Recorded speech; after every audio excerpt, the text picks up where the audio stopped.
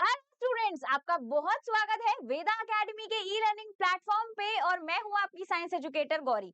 बच्चों, हम फिर आपके लिए लेकर आ गए हैं टॉप 35 क्वेश्चंस जो कि रिलेटेड होने वाले हैं आपके पूरे साइंस के सिलेबस से, that is from chapter 1 to chapter 13। आज हम करने वाले हैं टॉप 35 क्वेश्चन। तो चलिए बिना किसी देरी के इस क्लास को स्टार्ट करते हैं और अटेम्प्ट करते हैं अपना क्वेश्चन नंबर 1। बच्चों, क्या कह रहा है हमारा question number 1? Which of the following is not a kharif crop? बिल्कुल ही आसान सा क्वेश्चन है। निम्नलिखित में से कौन सी एक खरीफ की फसल नहीं है? बच्चों, जल्दी से फटाफट से कमेंट सेक्शन में जरूर आंसर कीजिए। हमको पता है बच्चों, क्रॉप की अगर मैं बात करती हूँ तो टू टाइप्स ऑफ क्रॉप्स हमने डिस्कस करी थी, राबी क्रॉप्स एंड खरीफ क्रॉप। इससे रिलेटेड हमने एक शॉर्ट भी बनाया है, वेदा नवोदय सैनिक एग्जाम पे जाके जरूर देखिएगा। तो जो कौन सी खरीफ क्रॉप नहीं है, नहीं पूछा गया है, ठीक है। राइस, व्हीट, मेज, कॉटन, चावल, गेहूं, मक्का और कपास में से कौन सी खरीफ की फसल नहीं है? अगर मैं आपको एक ट्रिक बताऊं जो मैंने आपको बहुत पहले भी बता चुकी हूं, खरीफ खरीफ का मतलब मैंने आपको बताया था कि आपको रणबीर कपूर से याद रखना है। खरीफ जो क्रॉप्स होती है, खरीफ की फसल जो होती है, वो हमेशा बच्चों रेनी सीजन में ग्रो होती है, ठीक है। तो अगर मैं अपने ऑप्शंस को कंपेयर करके देखूंगी तो first one is right, second one is मेज एंड डी जो हमारा फोर्थ ऑप्शन है वो है कॉटन। मतलब इन सबको पानी की जरूरत होती है और ये रेनी सीजन में ग्रो करते हैं। बट अगर मैं वीट की बात करती हूँ तो वीट जो है वो एक राबी क्रॉप है, ना कि एक खरीफ क्रॉप है। तो पूछा गया है नॉट अ खरीफ क्रॉप, तो सिंपल हमारा आंसर हो जाएगा सी, दैट इज गेहूं। बच्चों, क्लियर है? इतनी बात समझ में आ गई? चलिए आगे बात करते हैं क्वेश्चन नंबर 2 की। क्वेश्चन नंबर 2 बोलता है which nutrient is primarily provided by the urea fertiliser. Urea क्या है? एक फर्टिलाइजर है, हमको पता है, एक केमिकल उर्वरक है ना। यूरिया उर्वरक मुख्य रूप से कौन सा पोषक तत्व प्रदान करता है? देखो बच्चों, मेन्योर या फर्टिलाइजर दोनों ही हमारी सॉइल को पोषक तत्व प्रदान करते हैं, लेकिन एक्सेसिव यूज होता है किसका? फर्टिलाइजर का, उर्वरकों का, तो हमारी सॉइल जो है वो पॉल्यूट हो जाती है क्योंकि वो डिफरेंट टाइप ऑफ केमिकल्स यानी रसायनों से मिलकर बना हुआ है। अदर हैंड पे अगर मैं मैन्योर की बात करती हूँ, मैं जैविक खाद की बात करती हूँ बच्चों, तो वो नेचुरल चीजों से, जैविक ऑर्गेनिक प्रोडक्ट से मिलकर बना हुआ होता है, डेड रिमेन्स ऑफ प्लांट से मिलकर बना है ना। तो वो हमारी सॉइल को किसी भी एक्सटेंट तक डिप्लीट नहीं करता है, ना ही उसमें पॉल्यूशन कॉज करता है, ना ही उसको प्रदूषित करता है। समझ में आ गई इतनी बात? चलिए, यहाँ पूछा गया है कौन सा न्यूट्रिएंट है जो प्राइमरली प्रोवाइड करता है यूरिया फर्टिलाइजर। अब यूरिया अगर मैं अपनी सॉइल में डालती हूँ तो ऐसा कौन सा न्यूट्रिएंट है जो मेरी सॉइल को मिलेगा? पहला है नाइट्रोजन, पोटेशियम, फास्फोरस और कैल्शियम। नाइट्रोजन, पोटेशियम, फास्फोरस या कैल्शियम क्या होगा बच्चों यूरिया में? तो एक बार मैं यहाँ पर यूरिया लिख लेती हूँ, इसका केमिकल फॉर्मूला आपके सिलेबस में नहीं है, इसलिए आपको याद भी करने की जरूरत नहीं है। लेकिन आपको ये जरूर याद करना पड़ेगा कि यूरिया जो है बच्चों वो कौन सा एलिमेंट प्रोवाइड करता है हमारी सॉइल को? नाइट्रोजन यानी N2, ठीक है। क्लियर है? नाइट्रेट्स या फिर नाइट्राइट की फॉर्म में प्रेजेंट होता है NO3 माइनस या फिर NO2 माइनस, क्योंकि हमको पता है कि प्लांट्स जो हैं वो डायरेक्टली हमारी एटमॉस्फेरिक नाइट्रोजन को कंज्यूम नहीं कर सकते। तो हमारा सिंपल आंसर हो जाएगा ए, दैट इज नाइट्रोजन। बच्चों, क्लियर है? चलिए आगे बात करते हैं क्वेश्चन नंबर 3 की। बेटा, क्वेश्चन नंबर 3 बोल रहा है weeds are unwanted because they, खरपतवार अवांछित होते हैं क्योंकि। वीड्स क्या होते हैं? सबसे पहली चीज तो हम ये जान लेते हैं बच्चों, वीड्स क्या हैं। आप लोगों ने बहुत बार फसल देखी होगी, खेत में लहराती हुई फसल होती है। आप लोग कहीं बाहर घूमने जाते हो, रास्ते में खेत पड़ रहे हैं, आपने देखा होगा गेहूं की फसल बो रखी है लोगों ने, कोई चावल बो रखा है, धान बो रखे हैं, इसी तरीके से फसलें देखी होंगी आप लोगों ने। बेटा, हम जब एक क्यारी में, मतलब एक जो हमारी लाइन होती है जिसमें हम अपनी फसल को बोते हैं ना, उसके साइड में आपने बहुत सारे पौधे देखे होंगे ग्रीन कलर के जो उग जाते हैं।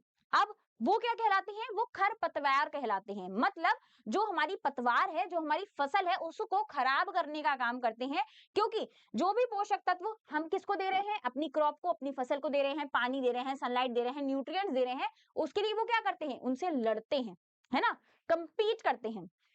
एक एग्जाम्पल से बताती हूँ, कॉमन एग्जाम्पल। मान लो किसी के यहाँ शादी हुई, शादी में किसी ने 100 लोगों को बुलाया था, ठीक है। खाना कितने लोगों का बना था? 100 लोगों का। लेकिन वहां पर कुछ एक्स्ट्रा लोग उस शादी में घुस जाते हैं, क्रैश कर देते हैं शादी को, और 50-60 लोग एक्स्ट्रा पहुंच गए। अब 100 लोगों का खाना बना था, 150 लोग पहुंच गए, तो क्या होगा, खाना कम पड़ेगा ना। जो 100 लोग जो मेन इंपॉर्टेंट गेस्ट थे उनको खाना नहीं मिला, 50 लोगों ने भी उस खाने को कंज्यूम किया है। तो सेम इसी तरीके से जो भी पोषक तत्व सनलाइट, वाटर, न्यूट्रिएंट्स वगैरह हैं, फर्टिलाइजर हैं, मैन्योर है, जो भी हम अपनी सॉइल उसको देंगे फसल को बेटा, वो कहाँ कौन छीन लेगा, वीड्स छीन लेंगे। तो वीड्स अनवांटेड इसलिए होते हैं because they compete for nutrients, compete for water and compete for the space too. क्योंकि क्या होगा, अब हमारी फसल जो हमारा खेत है बच्चों, उसमें तो हमारी सिर्फ फसल की जगह है, लेकिन अब खरपतवार उग गया तो उसको भी तो जगह की जरूरत होगी ना। तो इसी तरीके से ये तीनों चीजों के लिए compete करते हैं हमारी फसल से, पोषक तत्वों के लिए प्रतिस्पर्धा करते हैं, पानी के लिए, साथ ही साथ में जगह के लिए भी। तो इसलिए हमारा सिंपल आंसर हो जाएगा उपरोक्त सभी, यानी ऑल ऑफ द अबव। ठीक है, और वीड्स को मारने के लिए हम किसका यूज करते हैं बच्चों, वीडीसाइड्स का यूज करते हैं। क्लियर है, समझ में आ गया। चलिए, अगर मैं वीडीसाइड का एक एग्जाम्पल बताऊं बच्चों, वीडीसाइड कौन होते हैं, जो हमारे वीड्स को नष्ट कर देंगे। तो अगर वीडीसाइड का आपको एग्जाम्पल याद करना है बच्चों, क्योंकि एग्जाम्पल काफी बार पूछा गया है जेएनवी में, तो इसका एग्जाम्पल होगा 2,4-D। ठीक है, आप इसको याद कर सकते हो। एक और एग्जाम्पल है इसका, ग्लायोफोसेट। ठीक है, आप इसको भी याद कर सकते हो अपनी कन्वीनियंस के अकॉर्डिंग, जो भी चीज आपको इजीली याद रहे आप याद कर लीजिए। 2,4-D मोस्ट कॉमन है, काफी बार जेएनवी में पूछा भी गया है। क्लियर है, चलिए आगे बात करते हैं क्वेश्चन नंबर 4 की। बेटा क्या कह रहा है हमारा question number 4, which of the following helps in the nitrogen fixation. निम्नलिखित में से कौन सा नाइट्रोजन स्थिरीकरण में मदद करता है। पहला ऑप्शन है राइजोबियम, लैक्टोबैसिलस, ई कोलाई या फिर east. Rhizobium, E coli, lactobacillus या फिर ईस्ट बच्चों। तो नाइट्रोजन फिक्सेशन को थोड़ा सा डिस्कस कर लेते हैं बच्चों। देखो हमारी, जो मैंने आपको कल भी बताया था, एटमॉस्फेरिक नाइट्रोजन होती है ना, वो किसकी फॉर्म में प्रेजेंट है, गैस फॉर्म में प्रेजेंट है ना, हवा के फॉर्म में प्रेजेंट है। तो गैस जो है ना, वो डायरेक्टली प्लांट्स और एनिमल कंज्यूम नहीं कर सकते। अगर मैं तुम्हें डायरेक्टली आटा दे दूं तो तुम क्या खा लोगे, नहीं ना। जब तक मम्मी रोटी बनाकर नहीं देंगी, आटे का हलवा बनाकर नहीं देंगी, तो कैसे आटे को कंज्यूम करोगे। सेम इसी तरीके से जो हमारे प्लांट्स एंड एनिमल्स है बच्चों, वो डायरेक्टली गैस नाइट्रोजन को कंज्यूम नहीं कर सकते। ठीक है, इनको क्या चाहिए, इनको भैया रोटी चाहिए। तो अब रोटी कौन बनवाएगा, इस गैस को डिफरेंट फॉर्म्स में कौन कन्वर्ट करवाएगा। तो बच्चों ये जो गैस है ना, ये किसके पास जाती है, प्लांट्स के पास जाती है। अब प्लांट्स ने तो मना कर दिया, मैं इसको नहीं खाऊंगा, इसको फिक्स करने का काम कौन करेगा। तो प्लांट्स जो होते हैं बेसिकली लेग्यूमिनस प्लांट्स, ठीक है, जो फलीदार पौधे होते हैं, जिनको हम शॉर्ट में लेग्यूम्स भी कह रहे हैं बच्चों, फलीदार पौधे, इनकी जो रूट्स होती है ना, उनमें कुछ गांठेदार स्ट्रक्चर प्रेजेंट होते हैं, जिसको मैं बोलती हूँ नोड्यूल्स। क्या बोल रही हूँ, रूट नोड्यूल्स बोल रही हूँ। उसमें एक टाइप का जीवाणु, जिसका नाम अभी हमें बताना है, एक टाइप का बैक्टीरिया प्रेजेंट होता है बच्चों, जीवाणु प्रेजेंट होता है, जो हमारी नाइट्रोजन को, जो कि गैस की फॉर्म में प्रेजेंट है, किसमें कन्वर्ट करवा देता है, नाइट्रेट और नाइट्राइट्स की फॉर्म में कन्वर्ट करवा देता है, जिसको आसानी से जो हमारे प्लांट्स या एनिमल्स हैं वो कंज्यूम कर पाते हैं। समझ में आ गया, नाइट्रोजन फिक्सेशन का प्रोसेस क्या था, समझ में आ गया होगा इस सीक्वेंस से। अब जो मोस्ट इंपॉर्टेंट चीज हमारा क्वेश्चन पूछ रहा है कि भैया नाइट्रोजन फिक्सेशन करवाएगा कौन, बैक्टीरिया करवाएगा, ये तो समझ में आ गया। बैक्टीरिया कहाँ प्रेजेंट है, लेग्यूमिनस प्लांट्स की रूट नोड्यूल्स में प्रेजेंट है। ये भी पता चल गया कि भैया उसका घर ये है। नाम बता दो अब फटाफट से, इंसान है ये तो पता चल गया, लेकिन नाम क्या है, नाम है बच्चों, वो बैक्टीरिया कहलाता है राइजोबियम। ठीक है, तो हमारा सिंपल आंसर हो जाएगा राइजोबियम। ये आपको याद भी रखना है, काफी बार जेएनवी में नाइट्रोजन फिक्सेशन से ये क्वेश्चन आया हुआ है। ठीक है, तो मैं इस पे स्टार मार्क कर देती हूँ, और आपको याद रखना है लेग्यूमिनस प्लांट्स की रूट नोड्यूल्स में प्रेजेंट रहता है राइजोबियम बैक्टीरिया है, जो कि फिक्स करता है हमारी एटमॉस्फेरिक नाइट्रोजन को नाइट्रेट्स एंड नाइट्राइट्स में, जिसको डायरेक्टली कंज्यूम कर सकता है हमारा पेड़ या पौधा। क्लियर है, चलिए आगे बात कर लेते हैं क्वेश्चन नंबर 5 की। बेटा क्वेश्चन नंबर 5 बोलता है कोक, थम्स अप कोक पीने वाली कोक नहीं है, ये एक सब्सटेंस है। Coke is obtained from petroleum, natural gas, coal या फिर वुड। पेट्रोलियम से मिल रहा है, प्राकृतिक गैस से मिल रहा है, कोयले से मिल रहा है या फिर लकड़ी से मिल रहा है। बताओ फटाफट से कमेंट सेक्शन में जरूर आंसर देना। ये तो बहुत आसान सा क्वेश्चन है और काफी बार पूछा भी गया है, इसलिए फटाफट से कमेंट बॉक्स में आंसर दे दीजिए। तो बच्चों मैंने आपको बताया था कोक, एक चीज और कोल गैस, साथ ही साथ में हमारी कोल तार, ठीक है। ये तीन प्रोडक्ट्स जो है ना वो हमें एक ही फॉसिल फ्यूल से मिलते हैं जिसका नाम है बच्चों आधी रायसी में कोल, है ना। कोल से हमको क्या मिलता है बच्चों, ये तीनों प्रोडक्ट्स मिलते हैं, coke, coal gas and coal tar. Liquid gas की फॉर्म में प्रेजेंट है कोल गैस। जो कोक है बच्चों वो हमारा क्या है, ब्लैक सॉलिड है। क्लियर है, इस बात को आपको याद रखना है। तो हमारा सिंपल और आसान सा आंसर हो जाएगा कोयला। क्या हो जाएगा आंसर, कोयले से हमें कौन कौन से प्रोडक्ट्स मिलते हैं, coke, coal gas and coal tar. तो कोक किससे ऑब्टेन हुई, कोयले से ऑब्टेन हुई है। समझ में आ गया। चलिए आगे बात करते हैं क्वेश्चन नंबर 6 की बेटा। The process of formation of coal is called. अब जो कोयला बनने की विधि है ना, प्रक्रिया है, कोयले के बनने की प्रक्रिया को हम कह क्या रहे हैं उसके बारे में थोड़ा सा डिस्कशन करते हैं बच्चों। आपके ऑप्शंस हैं fractional distillation, carbonisation, combustion and polymerisation. प्रभाजी आश्वासन, आसवन, कार्बोनीकरण, दहन या फिर बहुलीकरण, क्या होगा इसका सिंपल सा आंसर। अब बच्चों आपको पता है कोल, पेट्रोलियम एंड नेचुरल गैस को हम लोग क्या बोलते हैं, जीवाश्म ईंधन बोलते हैं, जिसको मैं बोलती हूँ इंग्लिश में फॉसिल फ्यूल्स, ठीक है। अब ये फॉसिल फ्यूल कैसे बने थे, आपको पता है कि डेड रिमेन्स, अगर मैं कोयले की स्पेसिफिकली बात कर रही हूँ, यहाँ पे कोल की बात कर रहे हैं क्योंकि क्वेश्चन कोल से रिलेटेड है, ठीक है।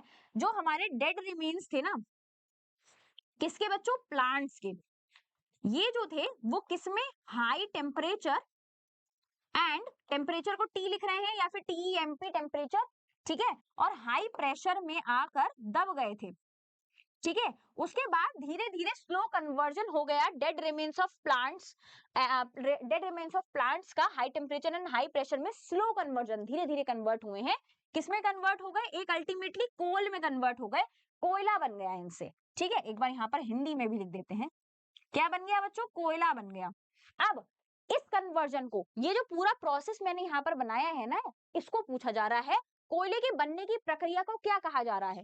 फ्रैक्शनल डिस्टिलेशन बोलेंगे, नहीं। कंबशन, नहीं।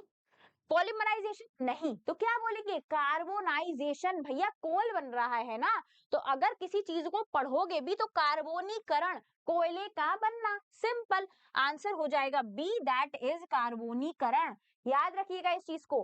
फ्रैक्शनल डिस्टिलेशन पेट्रोलियम के प्रोडक्ट्स को अलग करने की विधि कहलाती है, प्रक्रिया कहलाती है, जिनको बॉइलिंग पॉइंट के बेसिस पर अलग किया जाता है। समझ में आ गया। दहन क्या है, ऑक्सीजन की प्रेजेंस में किसी भी चीज का जलना दहन कहलाता है, ठीक है। पॉलीमराइजेशन आपके सिलेबस में ही नहीं है, किसी चीज को मल्टीप्लाई करना, बहुलीकरण करना, पॉलीमर बनाना, monomer single unit, polymer different type के मोनोमर्स को जोड़ के जो यूनिट बनाई जाती है उसको पॉलीमर बोलते हैं। क्लियर है। चलिए आगे बात करते हैं क्वेश्चन नंबर 7 की बेटा। The lowest temperature at which a substance catches fire is called. वह न्यूनतम तापमान जिस पर कोई पदार्थ आग पकड़ता है उसको क्या बोला जाएगा। बताओ फटाफट से क्या होगा इसका आंसर। फटाफट सभी बच्चे कमेंट सेक्शन में जरूर आंसर कीजिए बेटा, ठीक है। लोएस्ट टेम्परेचर पूछा जा रहा है, एक ऐसा लोएस्ट टेम्परेचर बताना है जिस पर कोई भी सब्सटेंस फायर को कैच कर लेगा, आग को पकड़ लेगा। कोई ऐसा टेम्परेचर होगा, बिल्कुल होगा। Ignition temperature, boiling point, melting point या फिर फ्लैश पॉइंट, ज्वलन ताप, क्वांटक, क्वथनांक, गलनांक या फिर फ्लैश पॉइंट, क्या होगा बेटा। तो बच्चों जब हमने कंबशन का चैप्टर पढ़ा था, कंबशन एंड फ्लेम, ठीक है, तब हमने क्या पढ़ा था, एक टेम्परेचर के बारे में पढ़ा था जिस टेम्परेचर पर कोई भी चीज जलना स्टार्ट करती है। जब तक, फॉर एग्जाम्पल एक चीज मैं आपको बताती हूँ, आप सबने पानी बॉईल किया होगा बेटा, ठीक है। एक कंटेनर में पानी ले लो और उसको गैस पर चढ़ा दो ऑन करके। जब तक हमारा टेम्परेचर 100 डिग्री सेल्सियस पर नहीं पहुंच जाता है, हमारा वाटर बॉईल होना स्टार्ट नहीं करता है ना। जब तक टेम्परेचर 100 डिग्री पर नहीं पहुंचेगा, मैं 50 डिग्री टेम्परेचर दे दूं तो क्या मेरा पानी बॉयल होने लगेगा? नहीं, क्योंकि बॉइलिंग पॉइंट ही वाटर का क्या है, 100 डिग्री सेल्सियस है ना। जैसे ही मैं इसको 100 डिग्री सेल्सियस का तापमान दूंगी, टेम्परेचर दूंगी, तुरंत मेरा पानी जो है वो उबलने लगेगा। यही चाहती थी मैं। अब मान लो फॉर एग्जाम्पल मैं यहाँ पर पेपर ले लेती हूँ, ठीक है। ऑल दो पेपर का जो टेम्परेचर होगा ना, जो मिनिमम टेम्परेचर होगा वो बहुत ही कम होगा। फॉर एग्जाम्पल मान लेते हैं कि 21 डिग्री सेल्सियस पर हमारा पेपर जो है वो बर्न होना स्टार्ट कर देगा। अब अगर जब तक उसको 21 डिग्री का टेम्परेचर नहीं दूंगी तो क्या वो जलने लगेगा? नहीं। तो ये 21 डिग्री जो मैंने एक एग्जाम्पल के फॉर्म में लिखा है, याद मत कर लेना, सिर्फ एग्जाम्पल है, ठीक है। 21 डिग्री पेपर के लिए उसका वो न्यूनतम तापमान है, वो मिनिमम टेम्परेचर है जिस पर पेपर जलना स्टार्ट करता है, ठीक है। और उस टेम्परेचर को बोलते हैं इग्निशन टेम्परेचर। क्या बोलते हैं बच्चों? इग्निशन टेम्परेचर, दैट इज ज्वलन ताप। क्लियर है इतनी बात? समझ में आ गया? कौन सा न्यूनतम तापमान होता है? इग्निशन टेम्परेचर वह न्यूनतम तापमान है जिस पर कोई भी सब्सटेंस जलना स्टार्ट करता है। और हर एक कंपोनेंट के लिए, हर एक सब्सटेंस के लिए उसका इग्निशन टेम्परेचर अलग होता है। क्लियर है? चलिए आगे बात करते हैं क्वेश्चन नंबर 8 की बेटा। CNG is preferred over petrol because, जो हमारी कंप्रेस्ड नेचुरल गैस है, सीएनजी है बच्चों, संपीड़ित नेचुरल गैस, ठीक है, प्राकृतिक गैस, वो पेट्रोल के ऊपर क्यों चूज की जाती है ना। पेट्रोल को यूज नहीं कर रहे लोग, लेकिन सीएनजी को यूज कर रहे हैं। आजकल आप लोगों ने बहुत सारी व्हीकल्स देखी होंगी जो सीएनजी के बेसिस पे चलती हैं, है ना। पेट्रोल हम यूज नहीं कर रहे, लेकिन हम सीएनजी को यूज कर रहे हैं, ऐसा क्यों? It is cheaper, it Burns completely, it produces less pollution. यह सस्ता है, ये पूरी तरह से जलता है, ये कम प्रदूषण को उत्पन्न करता है, या फिर उपरोक्त सभी, यानी ऑल ऑफ द अबव। ऐसा क्या है सीएनजी में? पहले तो सीएनजी की फुल फॉर्म जान लेते हैं, क्योंकि वो आपके लिए इंपॉर्टेंट है जानना। सीएनजी को बोलते हैं बच्चों कंप्रेस्ड नेचुरल गैस। याद रखिएगा, सबके फुल फॉर्म भी आपको याद रखने हैं, ठीक है। कंप्रेस्ड नेचुरल गैस है इसका फुल फॉर्म सीएनजी, संपीड़ित प्राकृतिक गैस बच्चों, ठीक है। सीएनजी, इसको कंप्रेस किया जाता है हाई प्रेशर में और पाइप्स में डालकर घरों तक भी पहुंचाई जाती है, ठीक है। तो क्योंकि ये बहुत ही ज्यादा चीपर है, बर्न करती है कंप्लीटली और लेस पॉल्यूशन को क्रिएट करती है, बिकॉज जो हमारी सीएनजी है ना बेटा, वो कैसी है? नेचुरल गैस है, मतलब इको फ्रेंडली है। इस बात को भी आपको याद रखना है, इको फ्रेंडली है, इस वजह से कम प्रदूषण उत्पन्न करती है, सस्ती है, पूरी तरीके से कंप्लीटली बर्न आउट करती है, जलती है, साथ ही साथ में कम प्रदूषण को उत्पन्न करती है। सिंपल आंसर हो जाएगा D, that is all of the above, यानी उपरोक्त सभी। समझ में आ गया? चलिए फटाफट से आगे बढ़ते हैं, क्वेश्चन नंबर 9 की बात करते हैं। Forest fire are usually caused by, जंगल की आग आमतौर पर किसके कारण होती है? आप लोगों ने सुना होगा बेटा कि जंगलों में अचानक से आग लग गई, बहुत गर्मी पड़ रही है, क्या हुआ? अचानक से आग लग गई जंगलों में। ऐसा क्यों होता है, किस वजह से होता है? या फिर किसका एग्जाम्पल है फॉरेस्ट फायर? हमने 3 टाइप्स ऑफ कंबशन पढ़ी है, rapid combustion, spontaneous combustion and हमारा जो है स्लो कंबशन, इनकम्प्लीट या फिर कंप्लीट कंबशन, ठीक है। रैपिड कंबशन का एग्जांपल है स्पॉन्टेनियस कंबशन का, स्लो कंबशन का, या फिर इनकम्प्लीट कंबशन का। तीव्र दहन, स्वतः स्फूर्त दहन, धीमा दहन, या फिर अपूर्ण दहन। फटाफट से कमेंट सेक्शन में जरूर अपने आंसर को शेयर कीजिए बेटा। तो बच्चों हमने देखा है फॉरेस्ट फायर क्या होता है, सबसे पहले तो ये जान लेते हैं जंगल की आग क्या होती है। कभी कभी जब समर के टाइम पे, ज्यादातर ये समर्स में कॉज होता है, बहुत एक्सेसिव हीट पड़ रही होती है और जो हमारे पेड़ पौधे होते हैं बेटा, वो क्या करते हैं, जलना स्टार्ट कर देते हैं, उनमें आपस में ही पत्तों में आग लग जाती है और काफी आग लग जाती है जो बड़ी हो जाती है। उनका कोई भी रीजन नहीं होता है, बट किसकी वजह से? एक्सेसिव हीट की वजह से उनमें स्वतः स्फूर्त दहन हो जाता है, स्पॉन्टेनियस कंबशन हो जाता है। तो अगर मैं फॉरेस्ट फायर की बात करती हूँ तो हमारा एग्जाम्पल किसका एग्जाम्पल है? फॉरेस्ट फायर स्पॉन्टेनियस कंबशन का है, जिसमें स्वतः ही स्फूर्त दहन हो जाता है, स्पॉन्टेनियसली आग लग जाती है, कंबस्ट हो जाती है चीजें चीजें in the presence of oxygen. और हमें पता है एयर में क्या प्रेजेंट है, हमारी ऑक्सीजन ऑलरेडी प्रेजेंट है। चलिए आगे बात करते हैं क्वेश्चन नंबर 10 की बेटा। Migration of animals is mainly for, जानवरों का प्रवास मुख्य रूप से किस लिए होता है? आप लोगों ने बहुत सारे ऐसे जानवर देखे होंगे, माइग्रेटरी बर्ड्स देखी होंगी जो माइग्रेशन पीरियड में एक जगह से दूसरी जगह चली जाती हैं। फॉर एग्जाम्पल मैं बात करती हूँ बच्चों, बहुत सारी माइग्रेटरी बर्ड्स हैं जो ठंड पड़ने पर, अगर उनके यहाँ पर बहुत ज्यादा ठंड पड़ रही है तो वो उड़ के फ्लाई करके थोड़ा दूर देश चली जाएंगी जहां पर थोड़ा मॉडरेट इन्वायरमेंट होगा, थोड़ी सी गर्मी होगी। ऐसा आप लोगों ने सुना होगा, है ना? किस लिए जाती हैं? फूड एंड ब्रीडिंग के लिए, एंटरटेनमेंट के लिए, एक्सरसाइज के लिए या फिर एडवेंचर के लिए? भोजन और प्रजनन के लिए, मनोरंजन के लिए, व्यायाम के लिए, रोमांच के लिए? क्या मनोरंजन, उनको टीवी देखना है, उनको हॉटस्टार पे कोई बढ़िया सी बायोपिक देखनी है, ऐसा नहीं। व्यायाम करने के लिए भैया एक्सरसाइज करनी पड़ेगी क्या, ऐसा नहीं। रोमांच के लिए एडवेंचर करना है भैया, क्या करना है हमको, रोलर कोस्टर राइड करूंगी मैं तो, क्या इसलिए जाती होंगी? नहीं बेटा, जो हमारी माइग्रेटरी बर्ड्स होती है ना, मैं यहाँ पर लिख भी देती हूँ, जो हमारी बेसिकली माइग्रेटरी बर्ड्स होती हैं वो क्या करती हैं, अपना जो उनका लोकेशन है उसमें बहुत ज्यादा विंटर्स, बहुत ज्यादा कोल्ड की वजह से क्या करती हैं, वो दूसरी जगह जाती हैं और समर वाली प्लेस पर चली जाती हैं ताकि इजी अवेलेबिलिटी हो किस चीज की, फूड की, और वो अच्छी तरीके से रिप्रोडक्शन का प्रोसेस कर पाए, ब्रीडिंग कर पाए, दैट इज प्रजनन कर पाए। यहाँ पर ब्रीडिंग का मतलब ही क्या है, रिप्रोड्यूस करना। ठीक है, तो हमारा सिंपल आंसर हो जाएगा भोजन और प्रजनन के लिए। चलिए आगे बढ़ते हैं, क्वेश्चन नंबर 10 की बात करते हैं बेटा, 11 सॉरी, 11 की बात कर लेते हैं। क्वेश्चन नंबर 11 क्या बोल रहा है? Recycling of paper helps in, कागज के पुनर्चक्रण से किस में मदद मिलती है? Saving trees, reducing pollution, saving energy, all of the above. पेड़ों को बचाने में, प्रदूषण कम करने में, ऊर्जा बचाने में, उपरोक्त सभी। पेपर को रिसाइकिल करते हैं। आप लोगों ने बहुत सारी ऐसी नोटबुक्स देखी होंगी जिसमें रफ पेजेस आते हैं जो कि हल्के हल्के ग्रेइश कलर के होते हैं। ऐसा सुना है ना बेटा आपने? कौन से कलर के होते हैं? ग्रे कलर के। ये कौन सा पेपर कहलाता है बच्चों? रिसाइकिल्ड पेपर कहलाता है ना?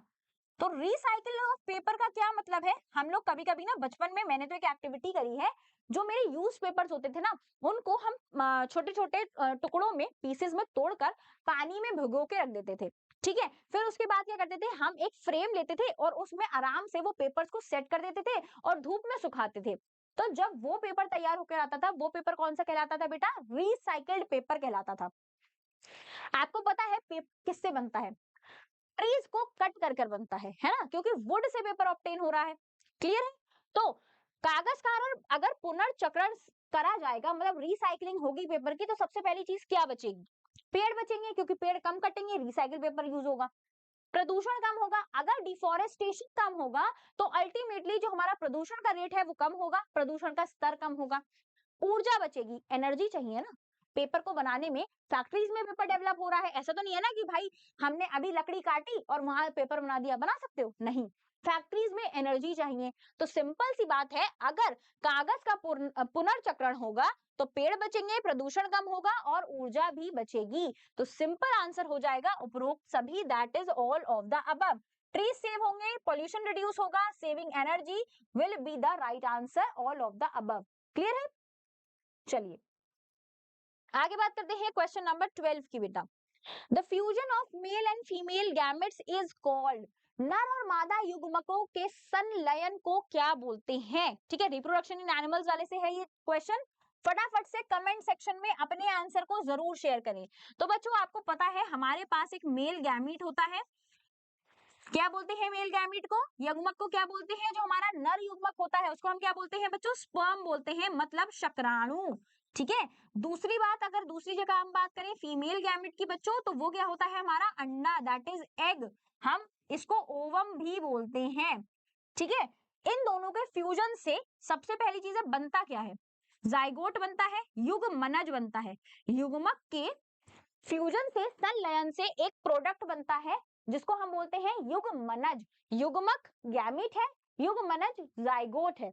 लेकिन ये जो प्रोसेस है इन दोनों से, इन दोनों युग्मकों के संलयन का, उसको क्या बोला जाता है बच्चों? फटाफट से बता दीजिए कमेंट सेक्शन में।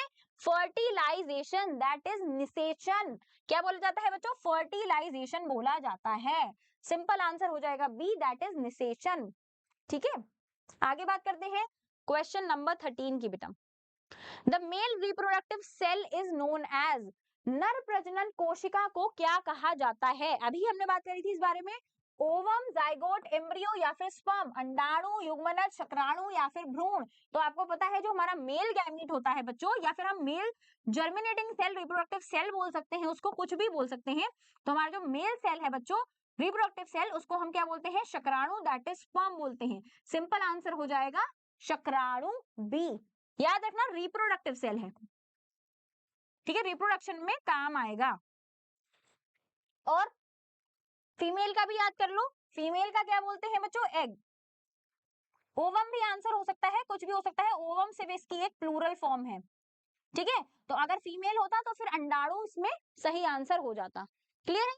चलिए आगे बात करते हैं क्वेश्चन नंबर 14 की बेटा। Test tube baby technique involves, सब लोगों ने गुड न्यूज वाली मूवी तो देखी होगी ना, है ना? तो बच्चों टेस्ट ट्यूब बेबी का कॉन्सेप्ट उसमें अच्छी तरीके से समझाया गया है, जो कि टेस्ट ट्यूब बेबी कहाँ पे परफॉर्म होते हैं? लैब्स में। जो डिफरेंट टाइप की हमारी लैब्स बनी हुई हैं बेटा, उसमें इन विट्रो फर्टिलाइजेशन, आईवीएफ की टेक्निक आपने बहुत बार सुनी होगी। आपने एक एग्जांपल सुना होगा, होर्डिंग्स देखे होंगे इंदिरा आईवीएफ के, देखे हैं ना सब लोगों ने? तो बच्चों आईवीएफ से क्या प्रोड्यूस किए जाते हैं? टेस्ट ट्यूब बेबीज, मतलब टेस्ट ट्यूब में बेबीज को प्रोड्यूस किया जाता है। जो फ्यूजन होता है, जो संलयन होता है बच्चों, कहाँ करवाया जाता है? टेस्ट ट्यूब के अंदर, ठीक है। तो टेक्निक जो है वो इन्वॉल्व क्या करती है? External fertilisation, internal fertilisation, binary fission या फिर बडिंग, बाहरी निषेचन, आंतरिक निषेचन, द्विखंडन या फिर मुकुलन। तो हमको पता है बच्चों बडिंग किस में देखी जाती है?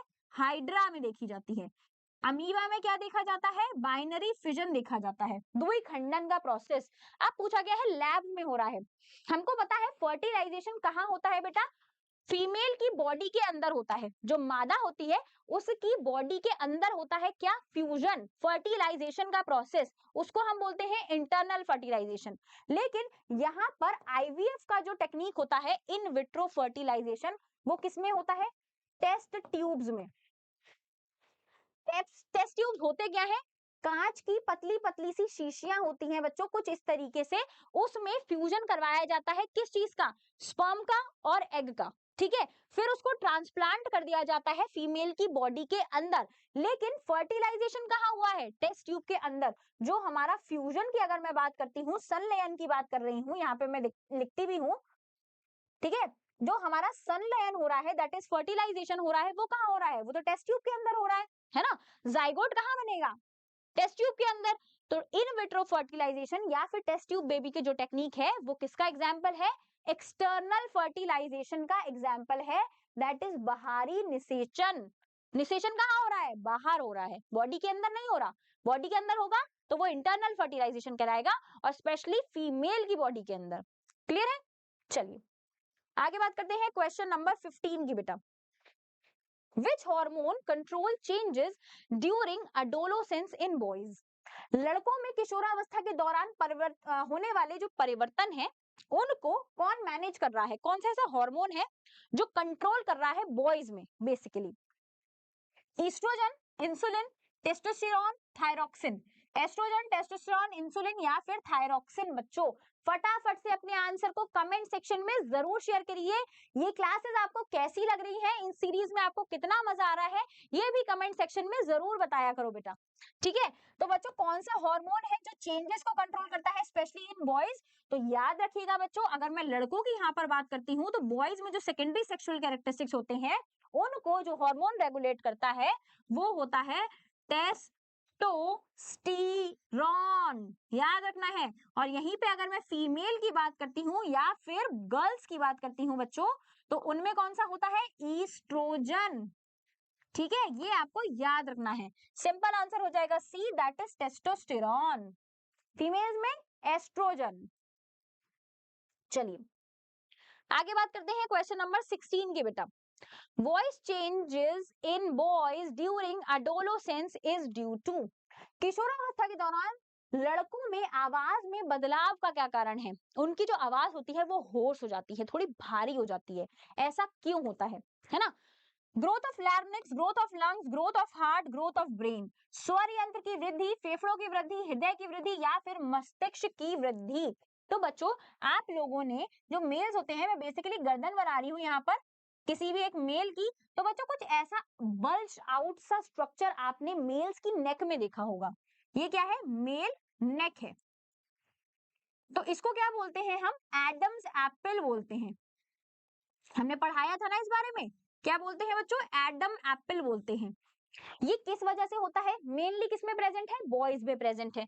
क्योंकि जो हमारा लैरिंक्स है ना बच्चों, लैरिंक्स क्या होता है? हमारा वॉइस बॉक्स, ठीक है। ये बॉयज में बेसिकली आउटसाइड प्रेजेंट होता है, बल्ज्ड प्रेजेंट होता है। यहाँ पे मैं बल्ज लिख रही हूँ। बल्ज्ड का मतलब है बाहर को निकला हुआ, जिसकी वजह से जो उनकी वॉइस होती है वो काफी होर्स होती है, काफी भारी होती है, ठीक है। तो हमारा सिंपल आंसर हो जाएगा ग्रोथ ऑफ लैरिंक्स। इसको क्या बोलते हैं? वॉइस बॉक्स बोलते हैं, यानी हमारा स्वर यंत्र, ठीक है। चलिए आगे बात करते हैं क्वेश्चन नंबर 17 की। Iodine is necessary for the proper functioning of. मेरे नमक में आयोडीन है ना, टाटा नमक आयोडीन से भरपूर। इस तरीके के एड्स तो आपने जरूर सुने होंगे बेटा।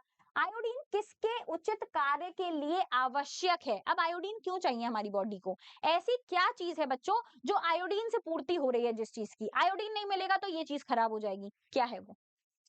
लिवर, थायराइड ग्लैंड, किडनी या फिर हार्ट, यकृत, थायराइड ग्रंथि, गुर्दा या फिर हृदय बच्चों। तो बच्चों हमको पता है आयोडीन क्या है? एक एलिमेंट है ना। आयोडीन हमें कहां से मिलता है? सबसे पहले हमारे शुद्ध नमक से मिलता है ना। जो हमारा कॉमन सॉल्ट है, जो हम घर वाला सफेद नमक खाते हैं, उसमें क्या प्रेजेंट रहता है? आयोडीन प्रेजेंट रहता है। आयोडीन की नेसेसिटी क्यों है? किस चीज के लिए? क्या यकृत के लिए, लिवर के लिए, थायराइड ग्लैंड के लिए, गुर्दे के लिए या फिर हृदय के लिए? बताइए फटाफट से कमेंट सेक्शन में जरूर आंसर कीजिए बेटा। तो आयोडीन जो है ना बच्चों, वो क्या करवाता है? थायराइड ग्लैंड को कंट्रोल करता है बेसिकली। थायराइड ग्लैंड से एक हार्मोन रिलीज होता है जिसका नाम है थायरॉक्सिन। अगर हमारी बॉडी में प्रॉपर अमाउंट नहीं होगा आयोडीन का, तो थायरॉक्सिन अच्छी तरीके से रिलीज नहीं होगा, ठीक है। किस पे डिपेंड कर रहा है थायरॉक्सिन का रिलीज? आयोडीन पर डिपेंड कर रहा है। अगर थायरॉक्सिन नहीं निकलेगा तो हमको कौन सी डिजीज हो जाएगी बच्चों? फटाफट से कमेंट में। गोइटर हो जाएगा हमको, गल घोटू डिजीज हो जाएगी। मतलब हमारा जो गला है वो बाहर आ जाएगा। किस वजह से? थायराइड ग्लैंड के एनलार्जमेंट की वजह से। हमको पता है हमारी नेक का जो ये वाला हिस्सा है उसमें कौन सी ग्लैंड प्रेजेंट है, कौन सी ग्रंथि प्रेजेंट है? थायराइड ग्रंथि प्रेजेंट है, जो कि एक हार्मोन को रिलीज करती है जिसका नाम है थायरॉक्सिन। अगर आयोडीन हमारी बॉडी में कम होता है तो थायराइड ग्लैंड का एनलार्जमेंट हो जाएगा और हमारा गला बाहर निकल आएगा, जिसको एक डिजीज के नाम से जाना जाता है बच्चों, जिसको हम बोलते हैं गोइटर। क्लियर है? तो सिंपल आंसर हो जाएगा thyroid gland, that is thyroid ग्रंथि। समझ में आ गया? चलिए आगे बात करते हैं क्वेश्चन नंबर 18 की बेटा। Balance diet during adolescence should include. किशोरावस्था के दौरान संतुलित आहार में शामिल होना चाहिए pizza, burger, cold drink, french fries, tacos और भी बहुत कुछ मजेदार आइटम, गोलगप्पे, टिक्की, ऐसा नहीं। एडोलोसेंस के लिए डाइट जो है ना वो सबसे ज्यादा इंपॉर्टेंट है। क्यों? क्योंकि मैंने आपको बताया था किशोरावस्था के दौरान बच्चों आप लोगों को भरपूर पोषक वाली आहार को लेने नेसेसरी है। क्यों?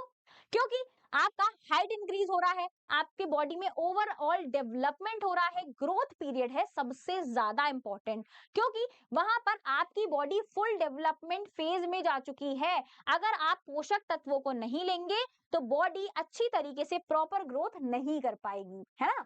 तो क्या चाहिए हमारी बॉडी को? बैलेंस डाइट में क्या क्या होता है? ये तो सब लोगों ने 6th क्लास में ही पढ़ लिया होगा कि बैलेंस डाइट में तीनों कंपोनेंट्स प्रेजेंट होने चाहिए।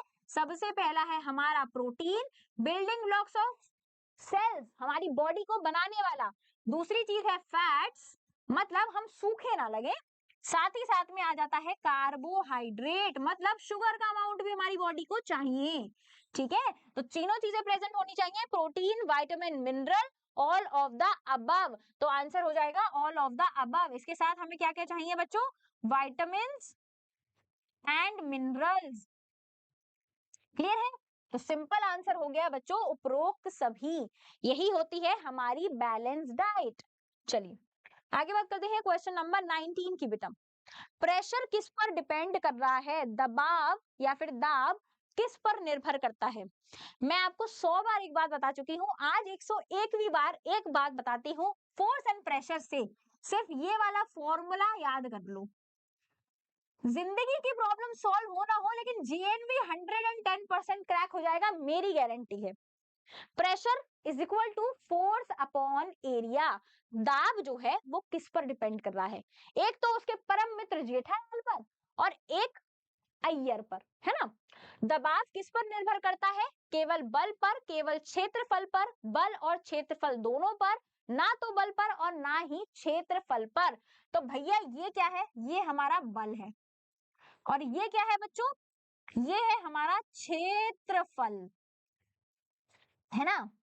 मैंने बताया था आपको, प्रेशर क्या है? जेठालाल है, फोर्स जो है वो तारक मेहता है और ए क्या है? अय्यर है, ठीक है। तो जो जेठालाल है ना, उनकी दो लोगों से पूरी गोकुलधाम सोसाइटी में सबसे ज्यादा बनती है। एक तो भाई हो गए कौन? तारक मेहता, उनके परम मित्र। तो मतलब जेठालाल डिपेंड कर रहा है एक तो किस पे? तारक मेहता पे, दैट इज फोर्स। और किस पर डिपेंड कर रहा है? अय्यर पर। सबसे ज्यादा लड़ाई अय्यर से होती है ना, बबीता जी की वजह से। तो बच्चों एरिया पर भी डिपेंड कर रहा है, तो हमारा सिंपल आंसर हो जाएगा बोथ फोर्स एंड एरिया। बल और क्षेत्रफल दोनों पर डिपेंड करता है कौन? दबाव या फिर दाब, दैट इज प्रेशर। क्लियर है? समझ में आ गया? चलिए आगे बात करते हैं क्वेश्चन नंबर 20 की बेटा। एटमॉस्फेरिक प्रेशर को कैसे मेजर किया जाएगा? ऐसा कौन सी चीज है जिससे वायुमंडलीय दबाव को नापा जा सकता है? थर्मोमीटर, मैनोमीटर, बैरोमीटर या फिर हाइड्रोमीटर? थर्मामीटर, मैनोमीटर, बैरोमीटर या फिर हाइड्रोमीटर? बताइए फटाफट से कमेंट सेक्शन में आंसर कीजिए बेटा। जो हमारा एटमॉस्फेरिक प्रेशर है, एटीएम प्रेशर लिखती हूं मैं यहाँ पर, उसको नापने के लिए, उसको मेजर करने के लिए एक डिवाइस आता है जिसको बोलते हैं बैरोमीटर। याद कर लीजिए, टेम्परेचर को नापने के लिए थर्मोमीटर का यूज करा जाएगा। अर्थक्वेक की इंटेंसिटी को नापने के लिए स्केल कौन सा? Richter scale. क्लियर है? चलिए तो हमारा सिंपल आंसर हो जाएगा बी, दैट इज बैरोमीटर। समझ में आ गया? कोई दिक्कत परेशानी? चलिए फटाफट से आगे बढ़ते हैं, क्वेश्चन नंबर 21 की बात कर लेते हैं। Force can change. बल क्या बदल सकता है? बल में कितना बल है कि वो क्या बदल सकता है? आओ देखते हैं क्या बदल रहा है। Shape of object, direction of motion, speed of object या फिर ऑल ऑफ द अबव। वस्तु का आकार, गति की दिशा, वस्तु की गति या फिर उपरोक्त सभी। अब मान लो बेटा मैंने एक बॉल ले ली, स्पॉन्ज वाली बॉल सबने देखी होगी, स्माइली कलर की आती है, कुछ इस तरीके से होती है ना। स्पॉन्ज वाली बॉल होती है येलो कलर की। उसको मैं पकड़ के अगर दम लगाऊं, दाब लगाऊं उस पर, ठीक है, क्या लगाऊं बच्चों? बल लगाऊं उस पर, तो क्या वो अपना शेप चेंज कर लेगी? इस पर मैंने अगर फोर्स लगा दिया, अगर मैं इस पर फोर्स लगा दी हूं, तो क्या ये कुछ इस तरीके की हो सकती है? बिल्कुल हो सकती है। तो मतलब ये साबित हो गया कि जो मेरा बल है ना, वो वस्तु का आकार चेंज कर सकता है आराम से, कोई दिक्कत नहीं होगी, है ना। दूसरी चीज क्या है? Direction of motion. अब मान लो कोई इंसान फुटबॉल खेल रहा है बच्चों, ठीक है, उस फुटबॉल को उसने बल लगाया कौन सी डायरेक्शन में? राइट डायरेक्शन में। लेकिन अगर मैं इधर से उसी बॉल पर फोर्स लगा दूं, तो क्या वो लेफ्ट डायरेक्शन में नहीं जा पाएगी? आराम से जा पाएगी, क्योंकि मैंने भी फोर्स लगा दिया ना। तो डायरेक्शन चेंज हो सकता है, बिल्कुल चेंज हो सकता है। मतलब बल जो है वो गति की दिशा को भी बदल सकता है, आराम से बदल देगा। वस्तु की गति को बदल सकता है। मान लो कोई एक आदमी रिक्शा चला रहा है ना। अब रिक्शा हल्के चला रहा है, अगर मान लो किसी ने पीछे से उस पर धक्का लगा दिया, तो क्या वो तेज चल सकता है? बिल्कुल चल सकता है। मतलब स्पीड को भी चेंज कर सकता है। आप लोग एक झूले पे बैठे होते हो, आपको कोई पीछे से धक्का दे, झूले पे गिरने वाला नहीं, पुश करने वाला, हल्का सा, है ना। तो आपकी जो झूले की स्पीड है, स्विंग का जो स्पीड है वो बढ़ जाता है। तो यानी गति को भी तेज कर सकता है। तो यानी हमारा आंसर हो जाएगा all of the above, that is उपरोक्त सभी। फोर्स चेंज कर सकता है shape of the object, direction of motion, speed of the object, तीनों को चेंज कर सकता है हमारा बल। क्लियर है? चलिए आगे बात करते हैं क्वेश्चन नंबर 22 की बेटा। विच सरफेस प्रोड्यूसेस लीस्ट फ्रिक्शन। कौन सी सतह सबसे कम घर्षण को उत्पन्न करती है? बताइए फटाफट से क्या होगा इसका आंसर। तो क्या ऑप्शंस दिए हुए हैं हमको? लीस्ट फ्रिक्शन कौन प्रोड्यूस करेगा? Rough surface, smooth surface, wet surface या फिर ड्राई सरफेस? खुरदरी सतह, चिकनी सतह, गीली सतह या फिर सूखी सतह? बताइए फटाफट से कमेंट सेक्शन में क्या होगा इसका आंसर बेटा। तो फ्रिक्शन एक टाइप का फोर्स है। मैंने आपको बताया था कि घर्षण को लगने के लिए ना असमतल चीजें प्रेजेंट है, प्रेजेंट होनी चाहिए। मतलब हमारे किसी भी सरफेस में बच्चों क्या प्रेजेंट होना चाहिए, इरेगुलरिटीज प्रेजेंट होना चाहिए, स्मूथ नहीं होना चाहिए। सबसे पहली चीज, चिकनाहट होगी, चिकनी सतह होगी तो घर्षण लगने का सवाल ही नहीं है ना। लीस्ट फ्रिक्शन पूछा गया है रफ सरफेस पे, रफ पे तो सबसे ज्यादा फ्रिक्शन होगा, वेट सरफेस पे या फिर ड्राई सरफेस पे सबसे कम फ्रिक्शन होगा बच्चों स्मूथ सरफेस पे यानी चिकनी सतह पर। आप लोगों ने स्नेहक सुने होंगे, ल्यूब्रिकेंट सुने होंगे, मतलब कोई भी तरीके का ऑयल हो सकता है, उससे हम सतह को क्या बनाते हैं, चिकना बनाते हैं ताकि उस पर लीस्ट फ्रिक्शन लग सके। तो सबसे कम फ्रिक्शन होगा स्मूथ सरफेस पे क्योंकि वहां पर कोई भी इरेगुलरिटीज प्रेजेंट नहीं है और इरेगुलरिटीज की वजह से ही कौन काम करता है बच्चों, फ्रिक्शन काम करता है। क्लियर है। चलिए आगे बढ़ते हैं, क्वेश्चन नंबर 23 की बात करते हैं। स्ट्रीम लाइन शेप, सुव्यवस्थित आकार क्या काम करता है, क्या कम करता है, सॉरी काम नहीं, कम क्या कर रहा है, रिड्यूस क्या करता है, ग्रेविटी को कम कर देगा, वेट को, एयर रेजिस्टेंस को या फिर वॉल्यूम को, गुरुत्वाकर्षण को, भार को, वायु का प्रतिरोध करेगा या फिर आयतन करेगा। बताइए फटाफट से क्या होगा इसका आंसर। तो बच्चों आपने स्ट्रीमलाइन शेप्स जो है वो बेसिकली कहां पर काम करती हैं, फ्लूइड्स में। अब फ्लूइड क्या होते हैं अब आप ये पूछोगे, तो एयर एंड वाटर को कंप्लीटली साथ में क्या बोला जाता है बच्चों, फ्लूइड्स बोला जाता है। एरोप्लेन देखें, स्ट्रीमलाइन शेप होती है उसकी, चीरता हुआ हवा को आगे जाता है ना, क्योंकि बच्चों उसका जो शेप है ना वो कुछ इस तरीके का है आगे से, है ना। बोट का भी आपने देखा होगा कुछ इस तरीके का शेप होता है, इसको हम बोलते हैं सुव्यवस्थित आकार। किस चीज के लिए बनाया जाता है, स्ट्रीमलाइन शेप्स जो हैं वो एयर में इसलिए बनाई जाती हैं ताकि वो जो एयर का रेजिस्टेंस है, रेजिस्टेंस क्या है, अपोजिट डायरेक्शन में लगने वाला फ्रिक्शन, उसको कम कर पाए। तभी तो हमारा जो एयरप्लेन है वो आगे की तरफ मोशन कर पाएगा, क्योंकि जो हमारी स्ट्रीमलाइन शेप है वो रिड्यूस कर देगी एयर के रेजिस्टेंस को, यानी वायु का प्रतिरोध करते हुए आगे जाएगा। क्लियर है। चलिए आगे बात करते हैं क्वेश्चन नंबर 24 की बेटा। लुब्रिकेंट्स आर यूज टू, फिर से स्नेहक की बात आ गई, चिकनाई वाले पदार्थों को हम क्या बोलते हैं, स्नेहक बोलते हैं। ठीक है बच्चों, स्नेहक का उपयोग किस लिए किया जाता है, फटाफट से बताइए क्या होता है इसका answer. Increase friction, reduce friction, change direction of friction या फिर स्टॉप मोशन। घर्षण बढ़ाने के लिए, घर्षण कम करने के लिए, घर्षण की दिशा बदलने के लिए, गति को रोकने के लिए। लुब्रिकेंट है ना, तो लुब्रिकेंट क्या करेगा, एक तो स्मूथ कर देगा सरफेस को। अब भैया अगर स्मूथ कर दिया तो मैंने आपको बताया था ना इरेगुलरिटीज खत्म हो गई स्मूथनेस से, तो फ्रिक्शन रिड्यूस हो जाएगा, यानी रिड्यूस फ्रिक्शन दैट इज घर्षण को कम कर देगा क्या बच्चों, स्नेहक। अब वो स्नेहक कुछ भी हो सकता है, ऑयल हो सकता है, पैराफिन वैक्स हो सकती है, ये सब जो है वो किसके एग्जाम्पल है बच्चों, स्नेहक के एग्जाम्पल है। ग्रीस भी हो सकता है, कुछ भी हो सकता है। ठीक है चलिए आगे बढ़ते हैं, क्वेश्चन नंबर 25 की बात करते हैं। साउंड इज प्रोड्यूस्ड बाय, ध्वनि किसके द्वारा उत्पन्न होती है। फटाफट से 2 मिनट का पॉज लेते हैं, आप लोग कुछ बोलो अपने उसमें, ठीक है जहां बैठे हुए हो, और अपने गले पर हाथ रखो। मैं बोल रही हूँ हेलो हेलो हेलो, मेरा जो गला है ना वो वाइब्रेट कर रहा है, मुझे कुछ मूवमेंट ऐसा ऐसा दिखाई दे रहा है, समझ में आ रहा है, फील हो रहा है। क्या आप लोगों को भी ऐसा लग रहा है, कमेंट सेक्शन में जरूर बताना। तो बच्चों ध्वनि कैसे प्रोड्यूस हो रही है, ध्वनि किसके द्वारा उत्पन्न होती है, vibrating object, stationary object, transparent objects या फिर ओपेक ऑब्जेक्ट्स, कंपन करने वाली वस्तुओं से, स्थिर वस्तुओं से, पारदर्शी वस्तुओं से या फिर अपारदर्शी वस्तुओं से। अभी आप लोगों को हाथ रखवाने का कारण मेरा सिंपल इतना था कि आपको ये महसूस हो कि जो हमारा वॉइस बॉक्स है ना वो कंटिन्यूअसली वाइब्रेट कर रहा है, कुछ इस तरीके से कंपन हो रही है किसी चीज में, क्योंकि साउंड हमेशा वाइब्रेटिंग ऑब्जेक्ट्स की वजह से ही सुनाई देती है। सबसे बड़ा कॉज जो साउंड का है वो है बच्चों वाइब्रेशन। वाइब्रेशन से क्या प्रोड्यूस हो रहा है, ध्वनि प्रोड्यूस हो रही है, साउंड प्रोड्यूस हो रही है। क्लियर है, आंसर हो जाएगा ए, दैट इज कंपन करने वाली वस्तुओं से। आगे बात करते हैं क्वेश्चन नंबर 26 की। Frequency of sound is measured in, ध्वनि की आवृत्ति को किस में मापा जाता है बच्चों, फ्रीक्वेंसी किस में माप रहे हैं। फ्रीक्वेंसी की अगर मैं फॉर्मूला लिखती हूँ तो फ्रीक्वेंसी एफ से कैलकुलेट होती है 1 अपॉन टाइम पीरियड। एक सेकंड में कितना फ्रीक्वेंसी, कितनी आवृत्ति जाएगी, उसको किसमें मापा जाता है, मीटर्स, हर्ट्ज, सेकंड्स या फिर न्यूटन में, मीटर, हर्ट्ज, सेकंड या फिर न्यूटन। तो बच्चों अगर मैं मीटर की बात करूं तो ये तो किसकी यूनिट है, लेंथ की यूनिट है, ठीक है। सेकंड किसकी यूनिट है, टाइम की यूनिट है, और न्यूटन आपको पता है फोर्स की यूनिट है। तो हमारा सिंपल आंसर हो जाएगा हर्ट्ज। फ्रीक्वेंसी का जो यूनिट होता है वो होता है हर्ट्ज बच्चों। आपको कहीं कहीं पर एच और स्मॉल जेड भी दिखाई देगा क्योंकि वो उसका शॉर्ट फॉर्म है। जैसे न्यूटन का कैपिटल एन, वैसे ही हर्ट्ज का कैपिटल एच और स्मॉल जेड। क्लियर है।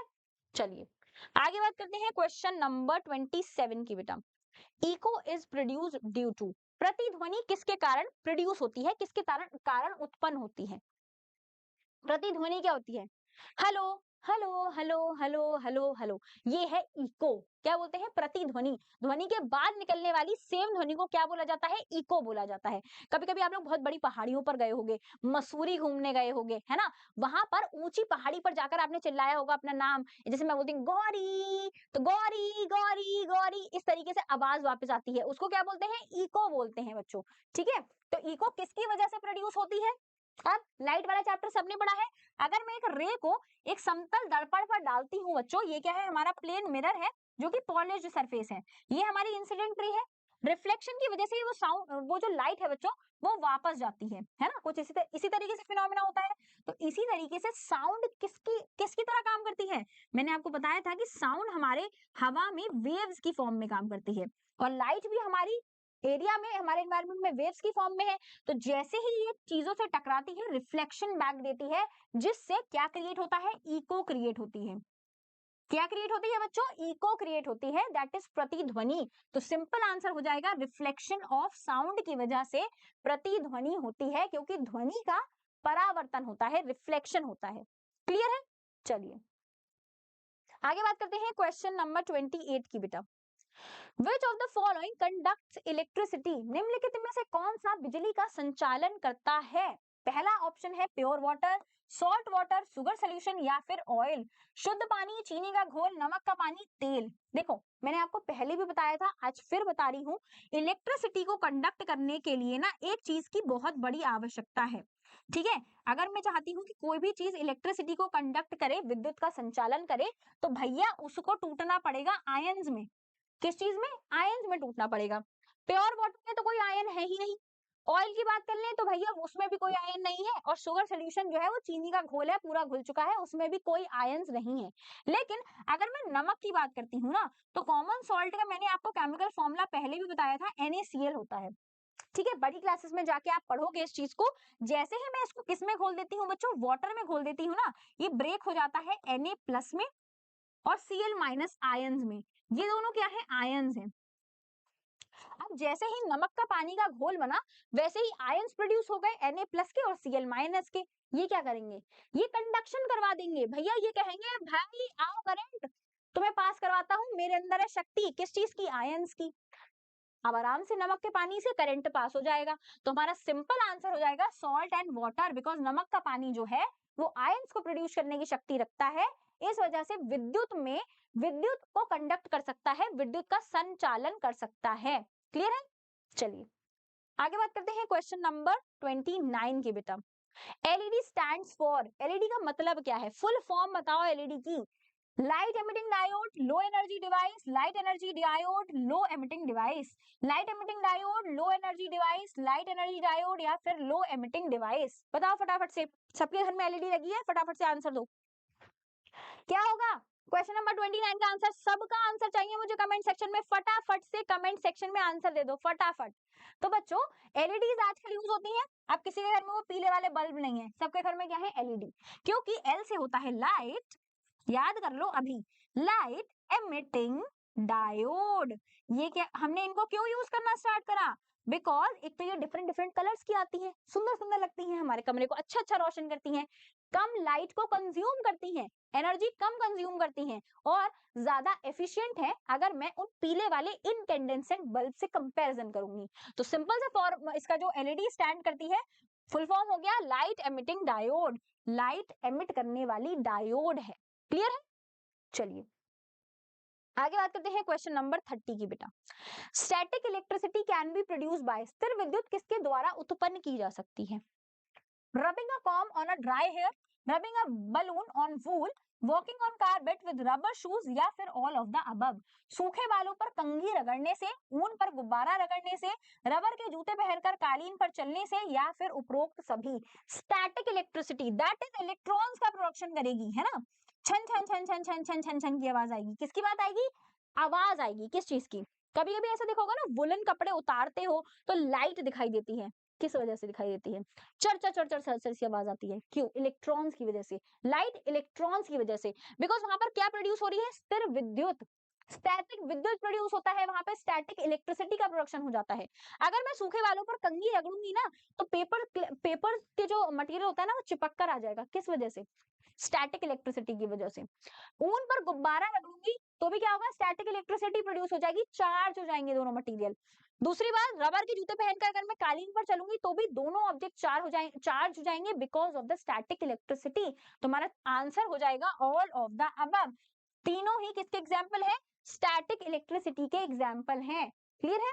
चलिए क्वेश्चन नंबर 31 की बात करते हैं बेटा। क्वेश्चन नंबर 31 बोलता है an earthquake is caused by, भूकंप किसके कारण आता है? ऐसा क्या चीज भैया हो रही है जिसके कारण भूकंप आ रहा है? बताओ। बना लेते हैं फटाफट से सुंदर सी हमारी क्या अर्थ। अच्छी लग रही है? अर्थ में पीस काट लो केक का, ठीक है। यहाँ पर जो हमारी आउटर लेयर है ना बच्चों, ठीक है, ये जो आउटर लेयर है इसको हम बोलते हैं क्रस्ट। अब इस क्रस्ट में ना डिफरेंट टाइप की क्या प्रेजेंट है बच्चों? प्लेट्स प्रेजेंट है। उन प्लेट्स को क्या बोला जाता है? Tectonic. Tech tech tech T E C tech T E C, sorry spelling गलत हो गई।